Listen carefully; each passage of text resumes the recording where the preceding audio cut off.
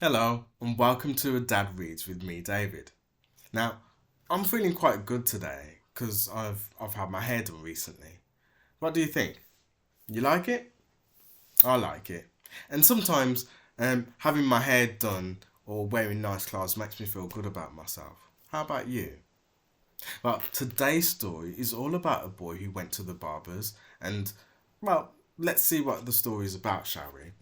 The book is called Tyrone's Cool Crown and it's by Lenny Henry. Yes, that Lenny Henry, Sir Lenny Henry. And it's illustrated by Salome Duku. So let's read it and find out what Tyrone gets up to, shall we? Tyrone's Cool Crown. Tyrone loved this time of the year, when the leaves all turn golden brown, and they suddenly drop and fall from a twig and land in a heap on the ground. Down the park with Grandad Cleveland, he'd point at a pile and then shout, "Grandad, watch me scatter these leaves." Then he'd dive in and, like lightning, dive out. Grandad would always pretend to be cross. "Boy, what did I say about leaves? They go everywhere. They stick in your hair, in your pants, your socks, up your sleeves." "I am the leaf monster," roared Tyrone, and he chased Grandad all over the park. The leaves flew around as they ran and they played. It was fun, and they stayed until dark. The park keeper yelled, "Oi, you two, a word!" And he glared at Tyrone and said, "Lad, you've been jumping in puddles and smashing through leaves, and it's me that clears up. It's too bad." Grandad and Tyrone said sorry, and the park keeper went off in a huff. Tyrone said, "Why pile the leaves up like that if you don't want me to run through the stuff?" Grandad stared at the boy's leafy head and said, "Mum won't be best pleased. Just look at your head. It's like a bird's nest." But he smiled and laughed as he teased. When they got home, he was totally right. Mum clocked them and let out a moan. "I can't believe the state of you. You need a haircut, Tyrone." Mum didn't know this, but Tyrone was scared, and at bath time he told Grandad, "I don't want anyone cutting my hair. The idea of it makes me quite sad. Check out the cool shapes I can make with it. A mushroom? A big screen TV?" Grandad scrubbed at Tyrone's hair and then fashioned a breadfruit tree. Tyrone said, "I don't want to visit the barber's. It's scary and I will not go." Grandad stopped and scratched his head. There was something the boy had to know. "You can do anything with your hair, Tyrone. Don't be scared. Just get your mind right. We've been curling and twirling for hundreds of years. Just imagine with all of your might. From back in the day, we've had all types of hair. We plait, we twist, we braid. There's cornrows, of course, and I've got dreadlocks. You can twist them and make them behave. Your mother just now has bantu knots. Your granny has a box braid bun. Your friend at school, Trixie, has a curly pixie, and we all think it's fun. Your dad is different, he rocks a flat top. He likes that, and he's cool. You think we're all scared of the barber? Tyrone, you must think we're all fools." That night, Tyrone dreamt that his hair had gone mad. He couldn't even get on the bus.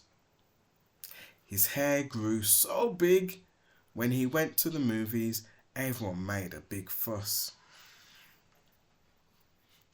The next day, Grandad woke him up, gave him breakfast and said, "Boy, let's bounce."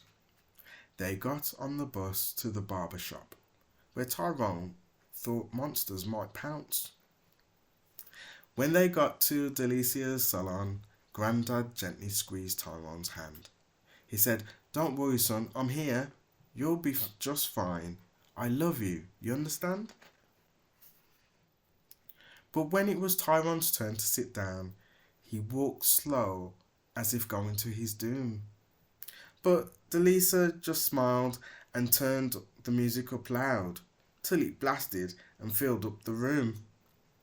She joked as she trimmed his plentiful locks and told him that she had a son. He never likes getting his hair cut, but he loves his crown when it's all done. Tyrone calmed down then, even dozed off, as Delicia snipped, clipped, and grooved away. And when he woke up, he looked in the mirror and laughed and just had to say, "Oh my gosh, Grandad, just look at me. My crown is totally the best." Grandad paid Delicia, Tyrone gave her a hug, and then walked out and puffed up his chest. They went to the swing park to celebrate, flew up and down on the seesaw. They came to a leaf pile as big as a house, and Tyrone let out a huge roar. Grandad said, "Go on then, T, have some fun." The keeper's nowhere to be seen. But Tyrone slammed on the brakes and said, "Grandad, I've got to keep my crown clean." Back home, he showed off his new do for Mum, and she loved it. Then, for a surprise, she dug out a photograph album and said, "Tyrone, now close your eyes." He heard pages flip and Mum said, "Look now." He did, and then laughed with joy.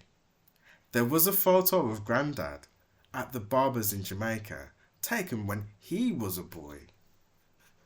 The young man in the picture was freshly trimmed. He was proud and bursting with glee. Mum said, "Now, what do you notice about him?" And Tyrone said, "He looks just like me." Wow, that's the end of the story. I like that story. I used to love having my hair cut. My Grandad Jones used to cut my hair when I was small, and Uncle P's hair too. Didn't have a problem with it. I go to the barbers now and I see young boys really scared and crying when they have their hair cut. It doesn't hurt at all. If anything, it kind of tickles because you've got the razor buzzing on your head. It might be a bit noisy, but Tyrone really liked his hair. He had a really massive afro, didn't he?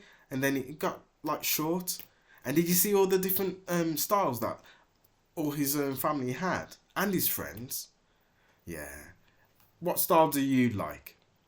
Maybe tell me in the comments. And if you haven't subscribed already, why not subscribe? And like the video if you could, please. It's just a click for you, but it means a lot for me. Anyway, I hope you do like that story. I like that story. Good job, Lenny Henry. We like that one. Okay, until next time, bye for now.